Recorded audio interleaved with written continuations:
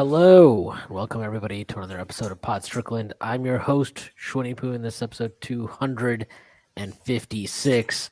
I am joined, as always, by my co-host, Prez, that is at Presidente on Twitter. Prez, how are you doing? I'm hanging in there, doing all right. Enjoying some holiday beverages. Yeah, that would be, I don't know why you're saying hanging in there when you're literally on vacation right now. That's a fair statement to make. Yeah, it's good to hear that you're hanging in there with the coquito, so that's good. I uh I am also hanging in there because this is not a victory morning podcast, as we've become accustomed to. Spoiled by victories have we become. But before we get started, I do have to make a few announcements. The first being that the Strickland has an Instagram. Check that out. Subscribe to it. You can follow us on Instagram at thestrict.land. We are posting all kinds of new content on their graphics and all variety of good things. So please check that out. Please give us a follow if you're on there. That is again at thestrict.land on Instagram. Also, you may be watching this pod on YouTube. If you are, hit like and then subscribe to our YouTube channel. We are trying to get to 1,000. That would be a big help. You can help us get there. So please do that. Also, we have a Patreon, which you may be aware of if you've listened to this podcast at all. There's a $6 tier that gets you access to this podcast that I do every Friday with Prez. You also get access to the Strickland mailbag that comes out every other week that is hosted by Drew Steele, aka Doug, aka the Doug Bag. You also get access to the Strickland Discord where the conversation never stops.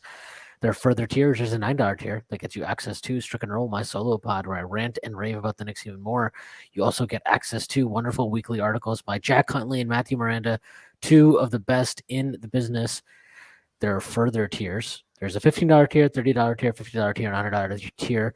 Those come with a variety of additional benefits like listening in on pod recordings, merchandise discounts, and even potentially co-hosting a podcast alongside yours truly one day. Whether you choose to subscribe or not, none of this would be possible without you. So, without further ado, let's get started. The Knicks saw their 8-game winning streak come crashing down yesterday. They lost to the Raptors, shorthanded, no Quentin Grimes. So, just a 9-man rotation, which probably should have just been 8 guys. Lost 113-106. Obviously, they had won 8 before that. They had absolutely crushed Golden State the night before, which apparently is not anything to be proud of because Golden State lost by 30 again last night to the Nets, and they were down by 40 at halftime. They had given up 91 points at halftime. 90. Oh my God, bro. That is crazy. Yes, it is. It is crazy. And we might talk about that. But first, we are going to be talking about the Knicks. I don't know. I'm not really that upset, I guess.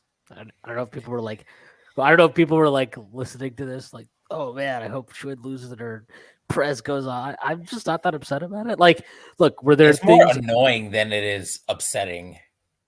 Yeah, and I think me. and I'll say this: there were things in that game, like, so this is the thing, right? Is this a game you lost because of Tibbs? No, I think that's like a pretty strong statement to make. Do I think that there were things on the margins that may have tilted the game in the Knicks' favor? Yeah, maybe. I didn't like anything about the first half rotation. I thought it was really weird that he took quickly out after 8 minutes, and then he didn't put him back in until like 6:40 left in the second quarter. And it's like, I don't know if he was going to. I guess he wanted to get Rose in there. And there were people bugging out for the game about like, oh, he's going to play an 8-man rotation, run these guys in the ground. It's one game. It's one game. Nobody put in some hard shift the night before against Golden State. It's fine. One game, 8-man rotation, I would have had no problem with. He goes to 9 guys instead, brings Rose in. I didn't think Rose had much of anything again, which is safe to say at this point. Like, I just think Rose is kind of done. He's done. Yesterday was like, it was a short rotation for him, and it's never effort with Rose, but like, he had 2 turnovers that were basically like pick sixes and in like a few minutes, and it like he can still get the floater occasionally and hit a 3 occasionally, but like everything else, it's just it's finally catching up with him. Yeah, and whatever. I didn't like that because I just thought it was really weird. Like he If you're gonna basically, play if you're gonna be open to playing not random yeah, to just plays playing V. different guys 40 minutes, my thing is like if you're gonna be open to playing various guys 40 minutes, just play quickly. Like what did he end up with? Like 35, I think. yeah, play him fucking 40 minutes. Who gives a shit, dude? Like he's not even playing 30 minutes every game. Like he'll be fine. Well, the thing. So what I was going to say is very specifically because people are going to be like, "Oh, you're just okay." Look, again, I'm not really that. I'm really not like. You can look up in my tweets. I said like one thing maybe about Tibbs coaching, which was like I didn't like the Hartenstein Sims minutes in the second half because I thought it was obvious in the first half that there was a bad matchup. I had no problem with him going to it in the first half because that look had been okay during this winning streak, if not outright good for the most part. So I'm okay. Like you tried it out. It didn't work. It was not a good look. It didn't matter. They tried it with Brunson. They tried it with RJ. Like they tried it with all their different shot creators. It didn't work. It just did not have it yesterday. The Raptors are uniquely a bad matchup for that lineup and for this team in a lot of ways. It is what it is. I didn't like going back to it in the second half. I thought he should have tried something, going even extremely small, even if that meant 3 guards and 1 wing. I didn't care. I thought he should have done it. He didn't. Fine. Shit happens. What I didn't like about the first half, again, just to be very specific, I thought the rotation should have been if Quickly comes out first, that's fine. Take Quickly out, put Deuce in. Okay, great, wonderful. Then your next rotation should have been Quickly back in for Brunson with like whatever 10 minutes. After 10 minutes, Quickly plays point. We know that him, Deuce, and RJ play together all the time, so that's fine. You do that. Then you just take RJ out to start the second. And if you want to give Rose some token minutes there, fine, go for it. I don't care. Go super small. Because you know why you can do that? Because you're playing Sims and Hartenstein together. Like, if you're going to be super big at the 4 and 5, then you can get away with being small at 1 to 3. Or at least you can take that chance. I would have much preferred that. That would have made sense to me. That's a lineup that in the preseason, we saw that a few times. I didn't totally hate it. I thought it was like, okay, maybe it would have. Do I, again, and this is my thing, is like, but I don't feel strong enough about any of this stuff to say, like, well, if Tibbs had done that, like, this to me is very different from things that I've really ripped into Tibbs for. This is more like, I think maybe this would have worked better. But I don't know if that would have worked and we would have won the game. And ultimately, like, I think what it boiled down to is that the Hartenstein Sims minutes, especially the ones in the second half, and I guess you could say in the first half too. I mean, I just thought those minutes cost us, and repeating it in the second half was the bigger issue, and that was probably the biggest issue of the whole game in terms of coaching. There were also like small things like he started calling out set plays when we got up 4 in the third quarter, which I didn't really understand, but like whatever. But yeah, like I don't know, if you're looking at this game and you're just like really pissed about Tibbs or oh, Brunson had a bad game, or Randall fucking, I don't know what the hell he did on that last shot, but it was terrible. Like, if you're His mad about, controller unplugged. That's what yeah, that happened. was hilarious. That was hilarious. But if you're like really upset about these things, I don't know. I just can't be that upset about it. Like, they played hard, they did some stupid shit. They lost a game after winning 8 in a row against a team that was absolutely desperate for a win, and Pascal went off, and you got a kind of a bad whistle last night. Like, all of those things combined, and I'm like, okay, let's move on to let's just beat Chicago on Friday, and I won't care. Yeah, if you like Toronto's such a weird fucking team. Like it just taking my Knicks hat off. They're just like odd, right? Like it's not a coincidence. We've heard lots of noise of like, will they blow it up soon? Because like aside from Pascal, every single Raptor was not good. Like that's how good Pascal was. He was just like breathtakingly ridiculous. And when the refs were, giving him a very friendly whistle, he knocked down most of his free throws too. 10 of 11 around the hoop. The only other Raptor to do anything was really Fred, and he scored 28 on 24 shots. cool. He had some nice drives, and he had the big 3-pointer late. He was fine, but like wasn't that impressive. You look at team wide, the Knicks shot like 50 whatever percent. They shot like 10% higher than the Raps.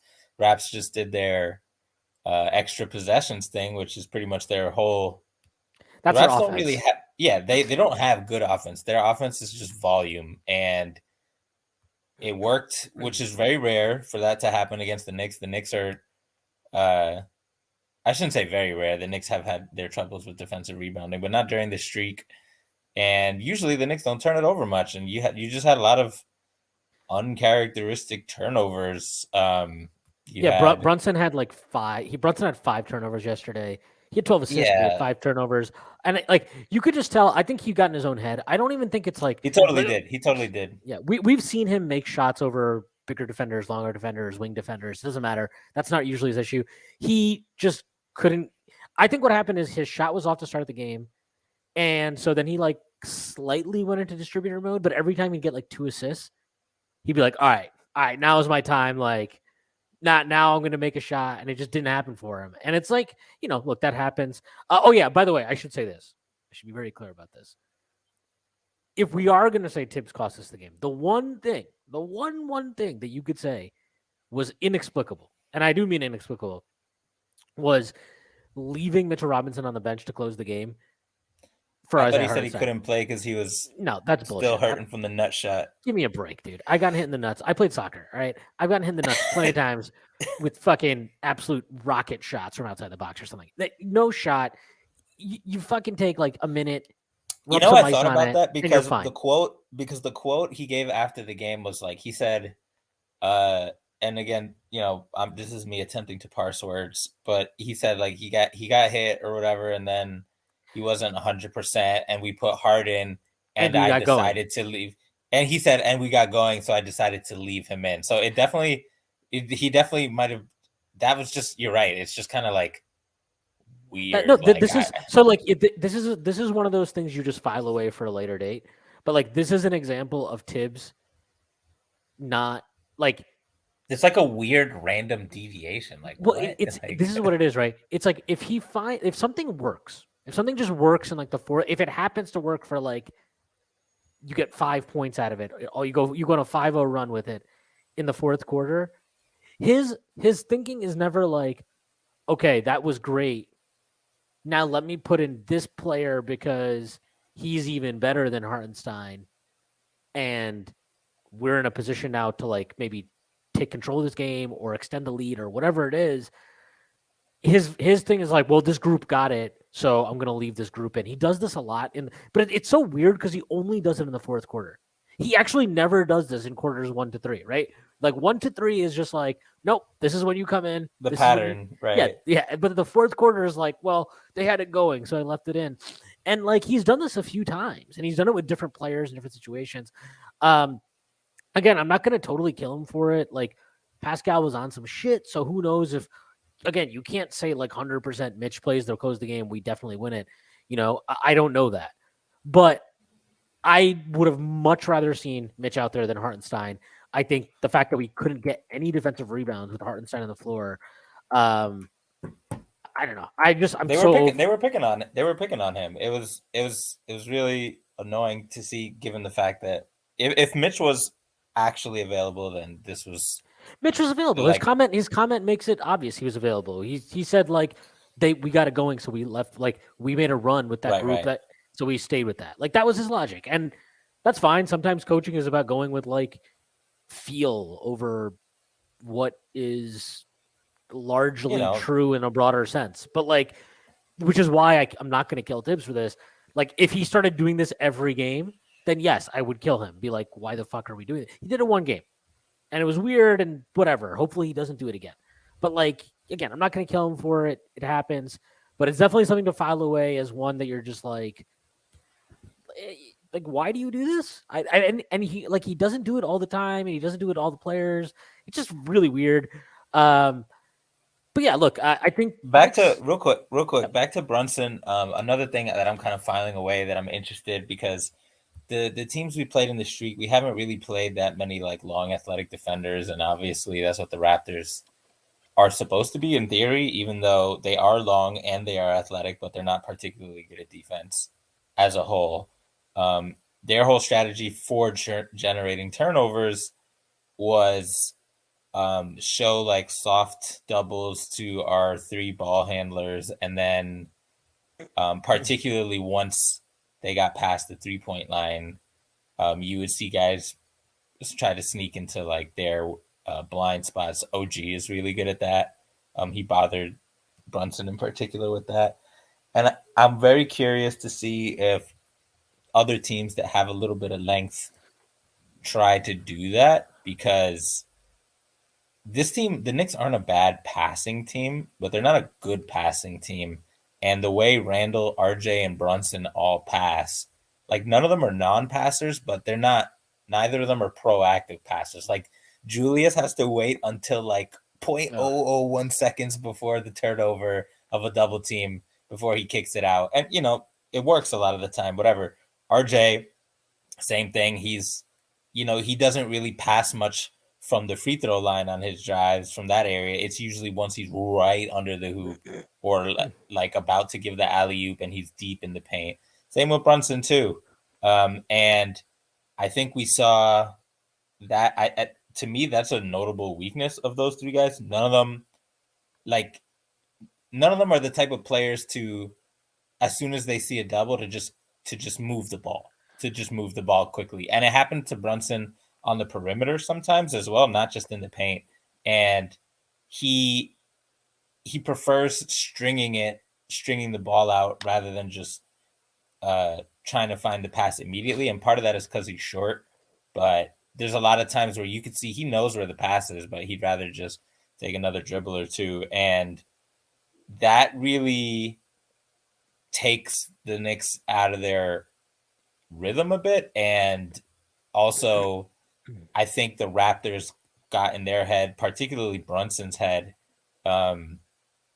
because he'd be worried. You could see him legit worrying, like where's the defense coming from? And I think that's a contrast to RJ, who I think actually handled the ball pressure in the paint really well, even though, he had a couple of nice passes, but like particularly dribbling, he didn't really look bothered by a lot of the ball pressure. They did get a couple of deflections on him, but he had some of the more impressive dribble moves in traffic that I've seen. I don't think he was bothered at all. I think all that happened is that he has this habit. Randall has this habit. It's not even. It's just like their handle isn't the best. So there are times where they'll turn their back to the basket while they're in the middle of the lane, and that can work against. That can work against a lot of teams. It's not going to work against a team like Toronto or not. It's you're going to get in trouble a few times against a team like Toronto where they trap and are like super aggressive. Every time RJ does his slow motion spin move, he times it really well. But I'm always like, oh fuck, here we go. But like to his credit, yesterday it mostly worked. He was able to keep the ball away from their hands. I was surprised since he was being defended by the greatest defender in the history of basketball, OG Anunoby. OG was RJ. He had himself a hell of a game.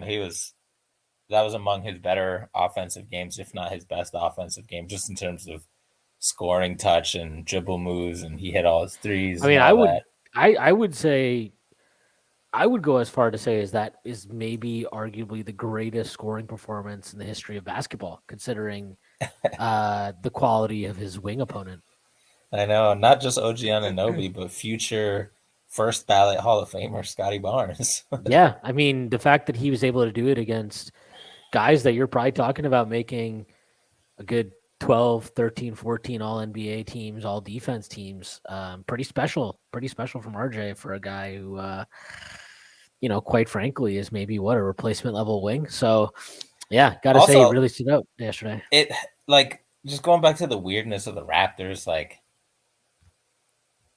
man, Pascal, I just don't know what the fuck they're doing aside from just letting Pascal. And maybe yesterday was weird for them, but Nick Nurse, what are you like he does the cool, funky stuff on defense, but on offense, I just don't know what the fuck they're supposed to be doing right now. Like they're just fortunate that this guy couldn't miss and he would just like flail and fall and get calls and shit like that. Because like this is not a good offense, and that's part of the reason why I really was frustrated because I really wanted to win, just because it feels like the Raptors have just fallen on their fucking face, despite Pascal ascending to a legit top 20, top 15 player. And they got so much love for making the playoffs and having a good record last year. And, nobody gives a shit now. And I'm like, if any, that doesn't even have to be the Knicks, because it would be like completely off the chain if it was the Knicks. But like, if some other team made the playoffs, had a season, had some like knob slobbing action on their young players, and then the next season their best player ascended to like the fucking like Cameroonian Kobe level of play, and everybody else just sucked, and their team just sucked.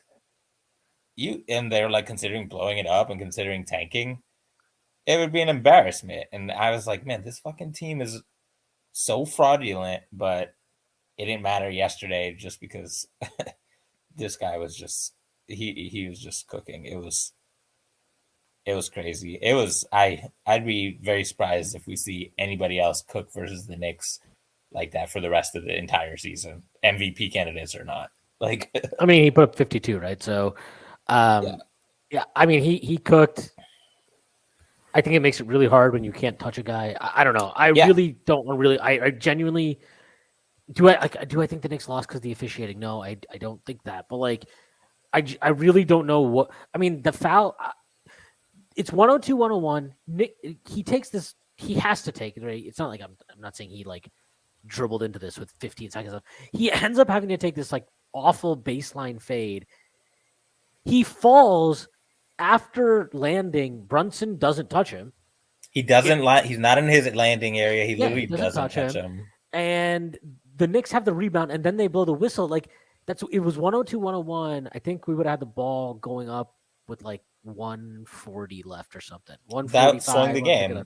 That's a big swing. And it's like, and that one sucked. And then literally, I mean, I think it was, I'm not even joking, I'm almost positive. It was the next possession down the floor. Okay. The next possession on the floor, RJ is driving. OG is literally, he's got his arm on he's got his hand in his back. He's hooking his left arm because he was driving right. And they're not calling anything. And like, look, RJ made a bad play. He should have never gotten to where he did. He drove way too far baseline, had nowhere to go, turns the ball over. But like, that's a foul. That's like 3 fouls right there. And they didn't call that. I don't really understand that. Like, and the thing that the other part that fucking pisses me off, and this is just NBA rules, but it's like if you win a fucking challenge, you should not be able to challenge again for the rest of the game. The Knicks won a challenge on another one of these things where Van Vliet kicks his legs like 5 feet in advance. And this is another one that pisses me off. That's a foul. That's a foul on Van Vliet, or it's a violation. I don't care what it is. That should not be a jump ball. You should not get credit for duping the officials, and that becomes a jump ball. The Knicks lose the jump, and I think Toronto ends up scoring off that jump anyway. So it's the challenge thing is dumb. In the NFL and the MLB, if you win a challenge, you get to keep the challenge. And it's just like, it just seems like an own goal on the part of the NBA. Like, okay, so if the ref fucks up, you penalize the team for correcting the refs. That's stupid. There's no benefit to this version of that rule. So it seems like an easy thing for them to fix. Hopefully they do it. No, it's actually crazy. But yeah, like I don't know. It was a really frustrating game for that reason. But yeah, I don't know. It was good to see Quickly hit a bunch of shots. Second game in a row that he's had his 3-point shot going. He made 6 yesterday. He made 5 the game before. Catch and shoots and pull-ups. Yeah, you think he was 11 of 15 over the last 2 now. He's up to 34.6% from 3. Turns out he's not an awful shooter and won't shoot bad forever, so everybody can stop freaking out about that. I don't know. I got to say this. This win streak has been great. It's been fun. There's a lot of good things from it, no question. I don't love how much we're leaning into like these three guys and these three guys alone doing the initiating. Like there have been people that are like, oh, quickly's look at his assist rate, it's falling down, and like Deuce isn't giving us enough, and it's like, oh, Grimes passes up shots sometimes, and it's like, dude, you're not keeping these guys involved consistently. Like it was great. It's especially frustrating because you see games like the Golden State game, right? The ball's moving, and look, Golden State's a joke right now. They can't defend anybody, but it's like you see the ball moving side to side. Guys are getting involved, and you see that when you keep the ball moving and you keep these guys involved, a guy like Grimes, yeah, he can go off. He took like 8 shots. I think he had 16 points, but the point is like these guys have to be more involved, and the offense needs to. And look, it's 31 games in, so maybe this is coming. The offense has already evolved from what it was last year to what it was at the start of the year to what it is now. So maybe there's more evolution coming. But like, I need guys like Grimes and Quickly to have an opportunity to initiate the offense, to run the offense. Like Quickly at this point, you watch these games, he's actually not. He's barely getting any chance to initiate offense. Like even when he's on the floor without Brunson or Randall, he's on with RJ, and then Tibbs goes into this point RJ thing a lot of times now. And it's just like I don't think you need to do that. And it shouldn't be. I don't forget need to. It shouldn't be that way. It needs to be more diversified. You need to get these guys on ball reps quickly and Grimes specifically. I'm not saying they need to be like, especially Grimes, like they don't need to be running, 15 pick and rolls a game or something, but like you can trust them to run sets in a pinch and like do things with the ball. Deuce obviously needs to do more too, but like some of that is I don't know how much he's allowed to do. I don't. I have no idea. So those three guys need to get more. They need to get more involved.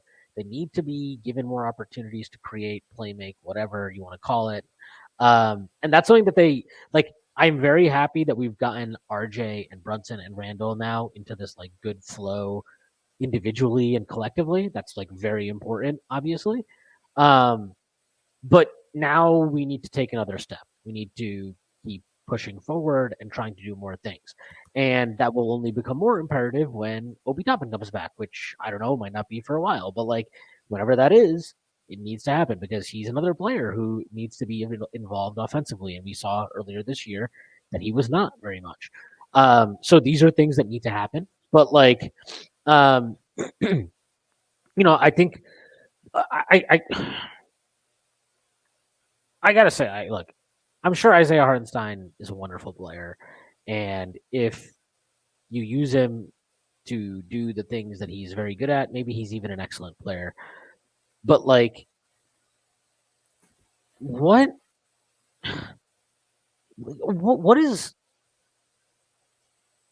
what are we doing with him? Like, what is he good at with in terms of the way that we are using him, and why is that anything that we should care about long term?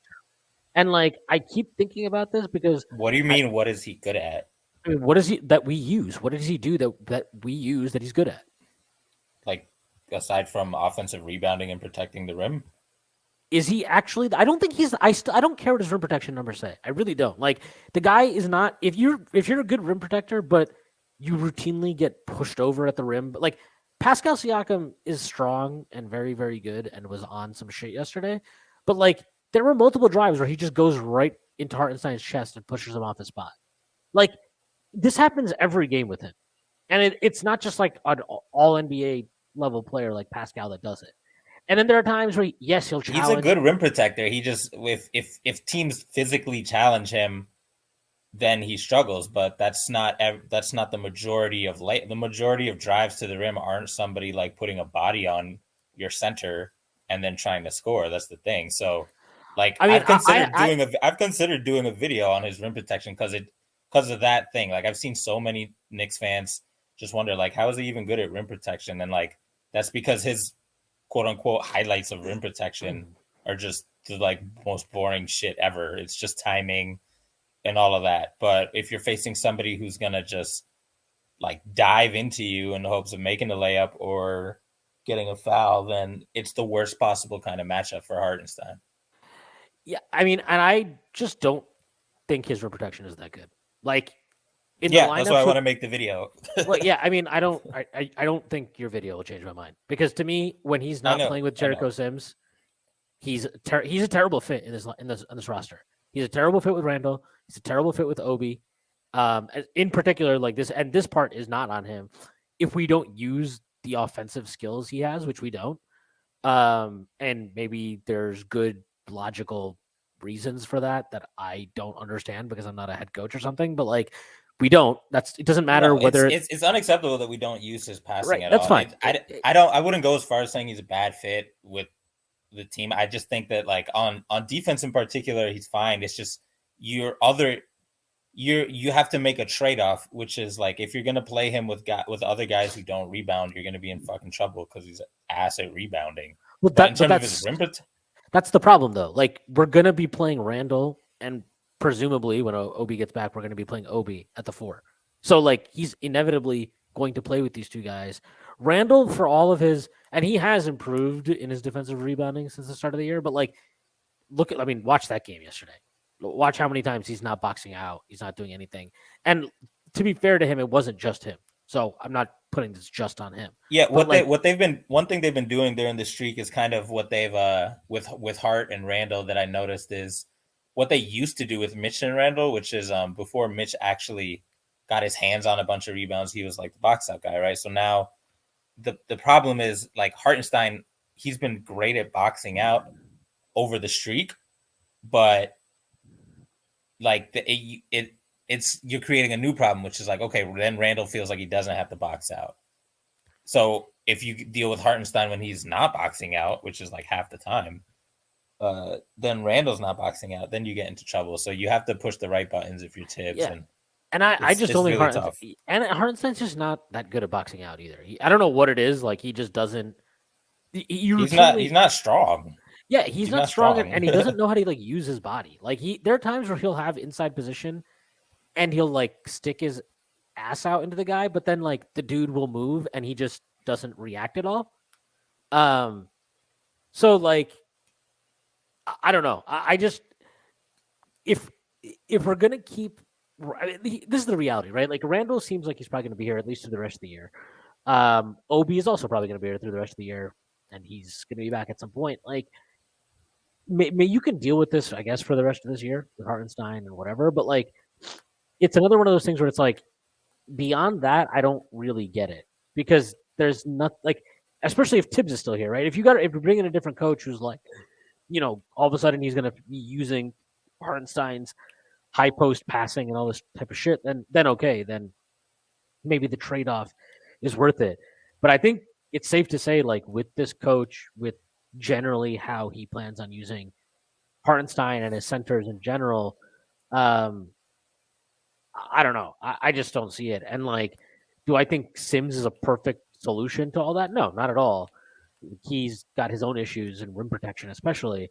But like, I think he's a cleaner fit. I think he's better in that sense. And that's like, it's not really high praise of Sims, who I really like, but like, to me, it's more a question of like other teams, like Hartenstein will have higher trade value. So like if the drop off from Hartenstein to Sims is not that big and you're just going to be like fucking around and bullshitting and not using Hartenstein, then trade him, right? It's not unlike what we've talked about with Obi. It's like, look, if you're going to keep Randall and you're never going to use Obi at the 5 and you're just going to stick Obi in the corner, then just fucking trade him, right? Like it's like a version of that. Like, sure, Sims gets pushed around way more than he should given his size and strength. He's not a good rim protector.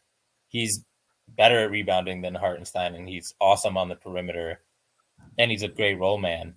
So, like, you want my hot take? Trade-offs. What's your hot take? My hot take is I think our front court needs consolidation way more than anything in our backcourt. Yeah, it's interesting. I think we know that those two contracts in particular were being Sims and Hart were like, they were good deals that just screamed like part of a trade, right? Like when we see them, especially like Hartenstein. Yeah, Hartenstein's what, 1+1? No, it's two. It's two guaranteed, but it's like $8 million. And then you look at the other contracts they have, right? It's like, 8 plus Derrick Rose gets you to like 22, and 8 plus Evan Fournier gets you to 26, and you're like, okay. And as far as throw-ins go, like quote on air quotes throw-ins, like Sims' deal is like And for a backup center who's really good, is this like an amazingly team friendly deal? So that's the sort of shit that could, like, if you do consolidate, could get you across the finish line.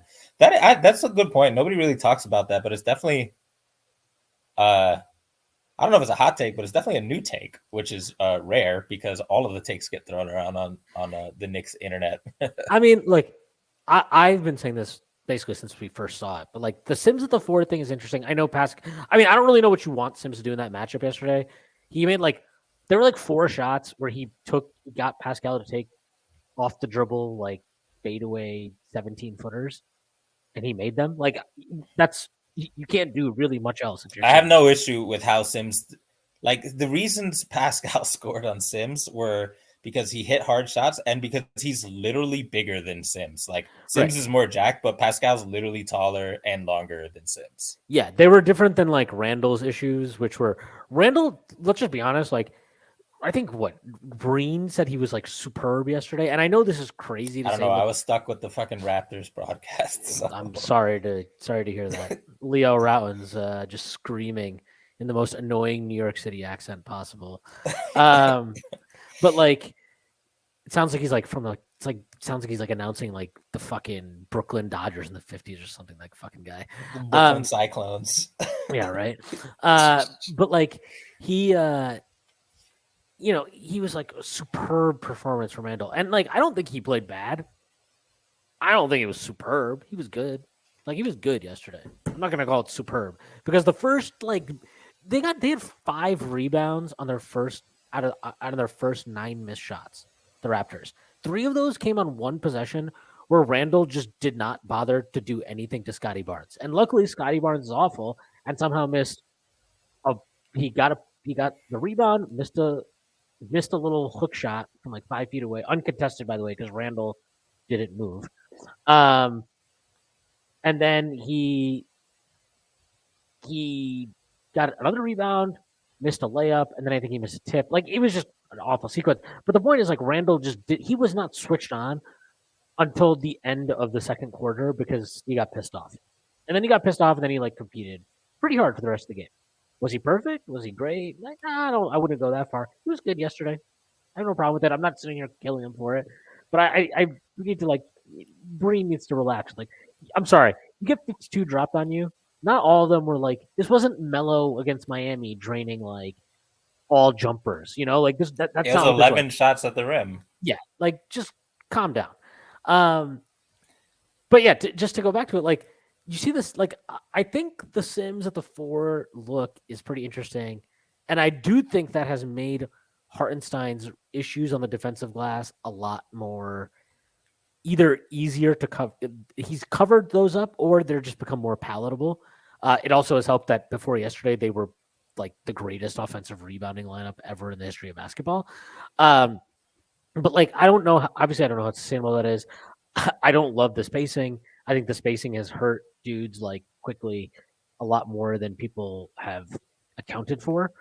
Oh, he's slumping. Wow, it's pretty interesting when that slump started. But like, whatever. The point is, like, I just think you have it's given you an idea of something, right? Sims, Hartenstein, seeing them together, you're like, okay, there's an idea here that's pretty interesting. Now, is Sims the right 4, or is Hartenstein the right 5 to pursue that further? How does this affect Obi? What are your plans for Obi to begin with? There's all kinds of things you need to weigh out, like figure out. But that Sims at the 4 look with the right 5, I think would be very interesting. Obviously, we joke around like, oh, Kristaps, but like we're not going to pay. What is he getting, like $30 million a year right now? He's probably looking at a nice fat payday given the season he's having. That's not realistic, especially given you have money invested in Mitch Robinson, you have money invested in Julius Randle. It's just not a realistic proposition. But like, is there a 5 out there that you can get off the bench that slots in and makes Magic sense? won a first for Mo Bamba. Yeah, right. But like, I mean, it's a joke that they're not going to get a first round, but it's like, is that something where you'd be like, yeah, maybe you get a couple seconds for Hartenstein, send them to Orlando for Bamba? Like, is that something to consider? I have no idea. I'm just kind of thinking out loud here, but that Bamba at least is like the idea of the type of like offensive center maybe that makes sense if this is how we plan on using our centers on both ends of the floor, right? Because at least I would say this. I would venture to guess that even Tibbs in his very rigid only center set the screens world would have Sims be the roll man and have Bamba spot up. You know, and does Bamba have actual gravity out there? I have no. I don't know. I don't think he has. The answer is no. Yeah, he doesn't have like. He's not like Not Cat. yet, anyway. He's not like Cat, right? It's not like guys are like gonna be like screaming and like sprinting to run him off the line or anything. But I mean, he definitely has more gravity than Hartenstein does. Hartenstein had a 3 yesterday that was. Oof. It almost banked he in did off one the of those side of the defy backboard. physics, right? Like how you almost bank in a corner 3, bro. Yeah, that I don't was even wild. understand the physics. I think he did that once earlier this year too. Um, but yeah, I don't know. I'm just thinking out loud, but it's like I do think the front court. It's like if you have 4 guys at the 4 and 5, that makes sense. Right now, the Knicks have 5 when Obi is healthy. It's a little crowded. And the thing is, like, you feel like all of those guys deserve minutes. Like, I mean, we just spent I should say, spent a shit ton of time just shitting on Hartenstein, but like, he's obviously a rotation player. You know, he's obviously got skills in the NBA. Like, he deserves to play. But Mitch is obviously a starter. Randall is obviously a starter. Sims deserves to play. Obi deserves to play. That's 5 guys. It's very. We can sit here and complain. Oh, Tibbs should experiment with Obi at the 3. Tibbs should play Obi and Randall at the 4 and 5. Whatever he does, those minutes have to come from somewhere. They're coming at somebody's expense, and it might be at somebody's expense who doesn't deserve it. Like, does Sims deserve to be out of the rotation entirely when Obi comes back? Probably not, but that's what we're looking at. And are Obi and Hartenstein as effective as Sims and Hartenstein? I don't know. I can look it up, which I'm doing right now. But like, I really, I'm just really curious about how they manage this, or if they even do anything for the rest of the year. Because I don't think they will do anything for the rest of the year, and I don't mind that. I'm okay. I'm very okay with that. But over the offseason, this definitely feels like an area of the team where you need to take a look at what's happening. Yeah, you have to at least see what you can do out there, because like it's what you said. All of these guys are solid and on good deals for the most part. Is there a way to find somebody who's also solid on a better deal but a better fit, or is there a way to find somebody who's just perhaps different from all of them and a better fit? You know, there's I don't know the answer. Like we were talking about Bamba. Like it's possible that he's also solid, but like ends up having some glaring flaws or something. I don't know, but like you have to think about what you can do with these appealing contracts, and that's probably going to be the theme of what they're looking at as for the roster as a whole, right? Like, assuming there's no star trade, like, are there any other consolidation moves you can do that net you a clear upgrade and some open roster spots? So I don't know how they do it, but they, yeah, like obviously I like Hartenstein more than you, but it still holds true no matter what, because even if it's Sims, like you're right, like Sims is going to be on the outside looking in all likelihood, and that sucks because he's good at some very important stuff. Or like if let's be real, like there's a chance Obi's on the outside looking in. I hope fucking not, but like Tibbs has done weirder, stupider shit before, so who the hell knows? So we'll I see. mean, I think it's worth one thing. I hope that Obi. I mean, I know Obi is watching these games, but one thing I really hope that he's taking away from these games is, look, we can sit here and say Tibbs has put him in the corner and that sucks and blah blah blah. You're allowed to cut from the corner, and you're allowed to cut when Isaiah Hartenstein is catching the ball in the short roll. And guess what? If he's been watching, guess what Jericho Simmons has been doing? He's been doing a lot of cutting from the corner, because you know what? Nobody's guarding his ass in the corner, less than Obi is ever getting guarded in the corner. I'll say this: Obi cuts from the corner, but like when Obi was playing with Hartenstein, it's only recently that Hartenstein is even getting the fucking ball in around Yeah, the free I throw agree. line. And I think But to that yeah, point, it's worth wondering if like this is one of those weird examples of Tibbs becoming more creative when he has to. hmm Like when right. he absolutely Like, has will to. he let Hartenstein do that stuff with Obi back now that he realized, oh yeah, he can actually do that? Yeah, or will he just be like, "Great, Obi's back. Let's spread the floor out here. Let's just run high pick and roll quickly and Hartenstein. Hart, just pretend you're Mitchell Robinson. Get ready for the lob, even though you can't jump or finish at the rim sometimes for some reason." Um, no, but it's like I hope he's watching, and I hope that Tibbs keeps doing that because the short roll passing with him, we've been seeing a lot more of it the last 3 or 4 games. Um, he can pass out of that spot, man. That's no joke, and that's you know, I think Obi talked about this before the season about how Hartenstein was like, "Oh, just cut, I'll find you," and it's a thing that I was excited about. I think everybody was excited about it. We haven't seen much of it, but like, yeah, I mean, I would love to see more of it for sure, and I would love to see more of it with Obi because we know that. And look, Sims is his own. I don't know. I could just watch Jericho Sims dunk the ball. It's I don't even understand like the guy on TNT. I think it was Brian Anderson. He was like he was going crazy about Mitch or about Sims jumping and shit. But like it's just extremely violent and satisfying to watch when he just gets up there and you're like, wait, why is your head like 4 inches above the rim right now? Casually. I just really wish Sims and Mitch had a little more freedom to take a, like we saw the Mitch one dribble dunk he had on Barnes. Mm. Like I've been saying this for like 4 fucking years. Like if you allow the guys like that to take one more dribble, their dunk radius just becomes like half of the paint.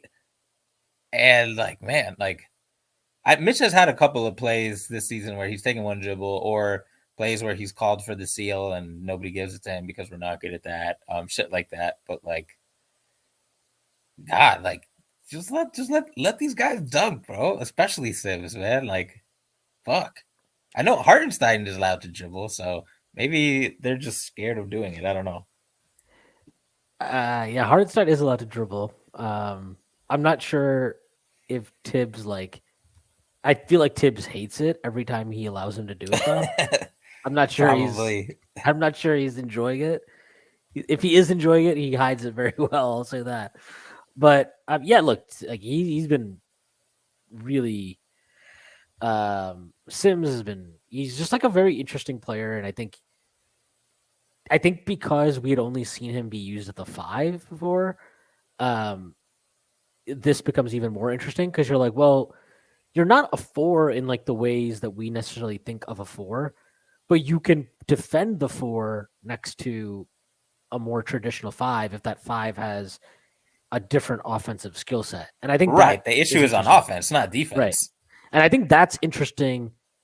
And it's worth like this is where you're like, if you're front office, you what do you have to consider all these things like and is that specific look even worth investing into it's very pod Strickland niche to spend this much time talking about Jericho Sims at the 4 and investing into it but like New agenda just dropped. Give me my yeah Jericho Sims Mo Bamba bench front court ASAP. yeah but it's interesting I definitely am like for it but I get why like it's like one of those Magic things where fan, listen, I be on Twitter. I be on Magic's Twitter, okay? They love Hartenstein. I don't do understand they it. Maybe they, yeah, like the 5 Magic fans I follow just love Hartenstein. And they're like, fuck it, bring me Hartenstein. And I think Magic fans are just like so drunk with possibility now because like all they're the only true position in this team, and like nothing is impossible anymore in terms of who's playing with who. So they're just like, what? He can do handoffs with Franz Wagner and Bol and Paolo and See, this like is we need Bol. That's what I'm saying. this has all been a 30-minute long game for you to just talk about how much you love Bol. If we had Jericho Sims and Bol off the bench, that shit would break basketball, bro. That would be ridiculous. Have you seen like what the hell? What is it? Anybody doing against Bol and Jericho Sims? I want to know. I want to know. Bol out here handing the Celtics L after L in Boston TD Waterhouse, whatever the fuck they call it now. No, like, but I he's gotta like, say, I was pretty mad that the Magic front court got healthy because Bol was absolutely killing for oh, my so fantasy team. is Wendell Carter back now? I don't know, but since Paolo got back, Oh, Bol that's what you mean. I mean, when Wendell comes back, it's gonna be even So more what you're stuff. saying is they should trade Paolo so that Bol can. I'm saying they need to stop playing and do what needs to be done. Make your hard decisions. Actually, I don't care anymore. I dropped Bobo from my fantasy team because he wasn't getting consistent minutes, so they could do whatever the fuck they want. As long as Franz keeps getting shots because he's also on my fantasy team. Yeah, no, but no, I really mean this. I think Bol is a guy the Knicks should be like, just keeping an eye out because I mean, what he is like, we saw it, right? We saw extended flashes of it for sure when he was getting minutes, and then like, I don't think that's a fluke. I think the worry with him is if you pay him, and I think his contract ends after next year. Like, let's be real, this guy was about to be out of the NBA, and then he finally got his shit together, and now we're like, why did you do none of this for the last like 3 years? Like, what were you doing for the last 3 years other than any of this? Um, but like, he's somebody who's super intriguing, and he's still really young. He's obviously got a very unique skill set. I don't know. If you're talking about like, forget just Sims too, right? Like, even with somebody like Obi or even Randall, like that, he's a dude who fits with almost a lot of He dudes fits potentially. better with them than in a lot of ways he fits on the Magic. He's not good at guarding in space. He can. He's. We talked about Sims playing defense, playing the 4 on His defense change and of the 5 direction on. is really bad. Yeah, which yeah, I get it. Yeah, He's like 8 feet tall right, and has right. like 9 feet legs, so that's pretty tough. But he doesn't on the Magic. He actually doesn't get to just like chill around the rim all the time that much. He's an amazing help defender when he's able to help off ball, but on ball he's rough. So like he can play the 4 off ball on defense weirdly, as long as he's not having to change directions or Well, chase guys around it's like screens. the Robert Williams thing. He's not as good on defense as Robert Williams is when he's healthy. But it's like, you remember Boston was like, okay, we're actually gonna have Robert Williams defend the weak side corner, and then Mm-hmm. all he has to worry about is like crashing down and protecting the rim, right? It's Right, like that same exactly. concept with Bol. Yeah, Anyway, this is not the Bol pod or the random Magic pod. We are going to keep talking about the Knicks, but before I continue, the NBA season is heating up, and there are still so many things yet to unfold. Can the Knicks get home court advantage? Who knows? Maybe. When I'm looking to get in on the action, I bet with DraftKings Sportsbook, an official sports betting partner of the NBA. New customers can bet just $5 pregame money line on any NBA team to win their game and get $150 in free bets if they do. Check this out. Right now, everyone can earn up to a 100% boost with DraftKings stepped up same game parlays. Go to the DraftKings Sportsbook app, place a same game parlay, and combine multiple bets like which team will win, total rebounds, and more. The more legs you add, the bigger the boost, the bigger your shot to win big. Download the app now, sign up with code TBPN, place a $5 pregame moneyline bet on any NBA team to win their game and get $150 in free bets if they do. That's code TBPN only at DraftKings Sportsbook. Minimum age and eligibility restrictions apply. See show notes for details. I want to talk a little bit about RJ Barrett. Shwin, I have an important question for you. Okay. I have a feeling this is not important, but I'm excited for it. Why do you hate future Nick Zach Lavine so much? Oh my god. Did somebody ask you to ask me this or something? No, I just am similarly incensed by the number of like, why aren't the Knicks thinking about Zach Lavine? I'm like, yo, we just quiet guards just started cooking, man. No, I'm gonna answer this. I'm gonna answer this because it needs to be answered. It does. It does. And the people that are clamoring. Can I just say this? The Knicks won 8 games in a row, and half the conversation I see every fucking day is, "Oh, who should the Knicks trade for? Oh, should the Knicks trade for Zach Lavine? Oh, what if Trae Young comes to the market? The Knicks won 8 games in a row. Can we just talk about the actual fucking players on the team that are doing this shit? Are we allowed to do that? Can we just enjoy? Like, why am I not allowed to just? Oh, well, the Knicks still don't have a star. We need to get a star. Okay, great. We need to get a star. Can we just enjoy the team we have? Am I allowed to enjoy it? Can I just watch these guys develop and play basketball, win basketball games, look like they don't want to fucking kill each other? Is that fine? Can I do that? Is that okay? Am I allowed to fucking just like be a fan of the actual basketball fucking players on the fucking team? Is that okay? Like I don't know. Zach, look, if you want to take anything from if there are a lot of things to take out of this win streak. Okay, there's a lot of things to take out of what we've seen this season and what we saw last season and what we saw in Tibbs' first season. Okay, I think. Look, I tried writing about this a couple of years ago and I just couldn't get it out. So I'm gonna try to do this on the pod live. Okay, I have a theory that certain teams have and certain cities, whatever, they inherently have a natural culture. They have a natural identity that you have to lean into. And when you try to do something different, it doesn't work. Okay, it doesn't work. Okay, the Knicks. Every time the Knicks have been good in their history, look at the history of the Knicks, and trust me, there are a lot of shitty fucking Knicks teams, right? A lot of them. 80s weren't great necessarily. The 90s were awesome. The 70s were great. Like, what do you look at? Their most successful stretches in their history have all come when they play hard-nosed defense. They're a physical team, all the shit. And yes, they were their most successful when they had star players, right? Which, of course, you need stars to win. But the core identity of the team is, during their most successful periods, has been hard-nosed defensive teams that play together, that work hard, blah, blah, blah, blah, blah. Okay? They're not going to... They have never had a period of success where they were the Showtime Lakers. Okay? They have never had a period of extended success where they were the 7 seconds or less Suns. No matter how hard Mike D'Antoni tried, that was never going to work in this city. It's never going to work in this city. It's never going to work on this fan base. Because this fan base, the moment you give up 110 points in a game, the defense sucks. Everything is terrible. You can't defend anybody. And that was even more so, obviously, when they literally couldn't play defense under Mike D'Antoni, which isn't all his fault, by the way. The point being is, the Knicks, 2 years ago, when they hired Tom Thibodeau and they won 41 games, they made the playoffs, they figured something out. They established an identity. And it was not sexy. It was not the most fun thing to watch for neutrals anyway, for sure. But they were physical for 48 minutes. They were tough for 48 minutes. They grind out possessions. They grinded everything out. Great defensive rebounding team. Blah, blah, blah, blah, blah. Okay? They did that. They get their ass kicked in the first round by Atlanta.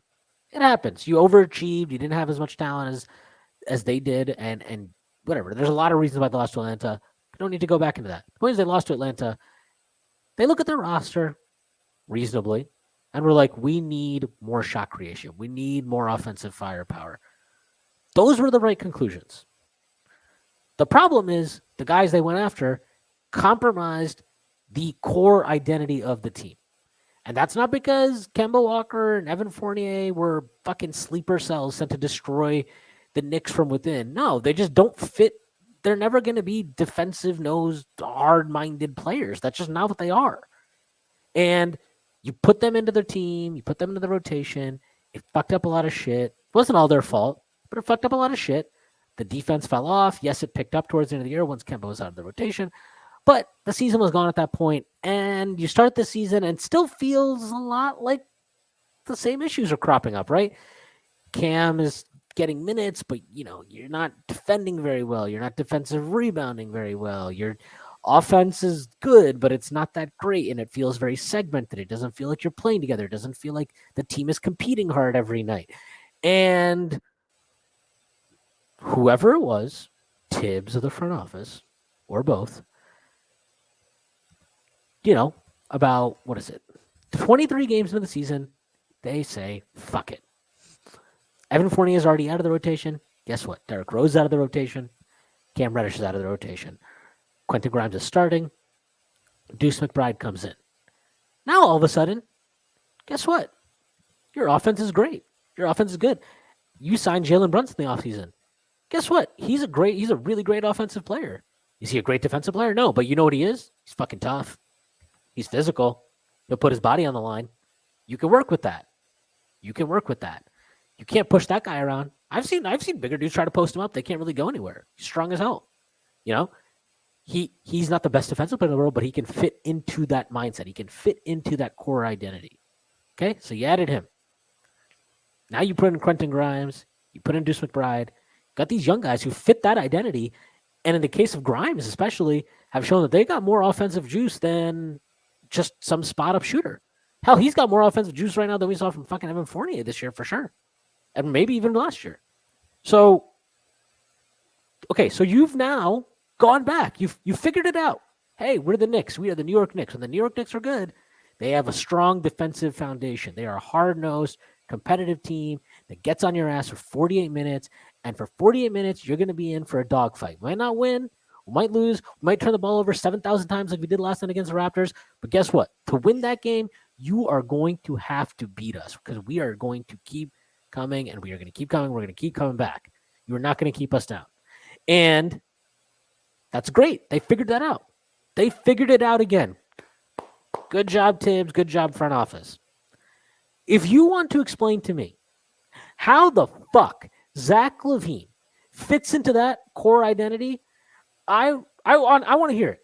If you can explain to me the logical explanation for how Zach Lavine, who in his entire, Zach Lavine, he's very good at looking like he's very good at basketball. That's what Zach Lavine is very good at.